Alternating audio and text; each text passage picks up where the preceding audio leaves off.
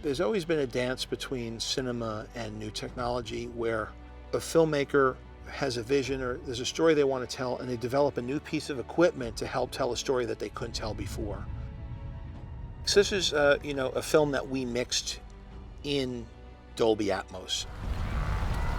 So much of the immersion that you feel in this, because of the visual technologies associated with the way we rendered this out, the photorealism really demands that the soundscape also has a realism to it. And so whether the team was out there recording those real animals to have it completely accurate and capturing all those sounds, throwing it in the perspective of the Dolby system with the impressive speaker array, makes the sound 3D as well. And so when you're watching this movie and you're sitting in an Atmos theater, you're getting the full perspective of that 3D, 360-degree environment.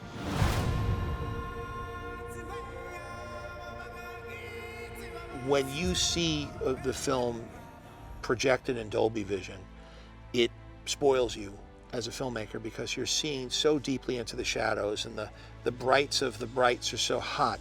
And for a film like Lion King, where there's, all the lighting is meant to appear to be natural, you really love to have that dynamic range.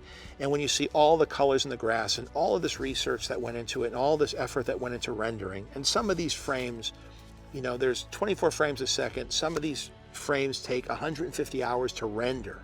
So 150 hours of rendering time, 24 times a second.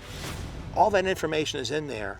And when you see it with Dolby Vision with extended dynamic range, you see all of the nuances that have gone into that.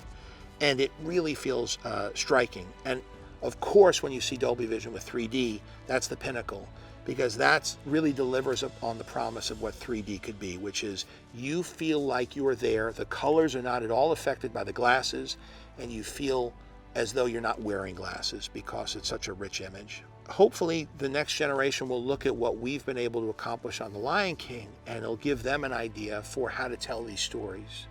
There's a story in their head that couldn't have been told before.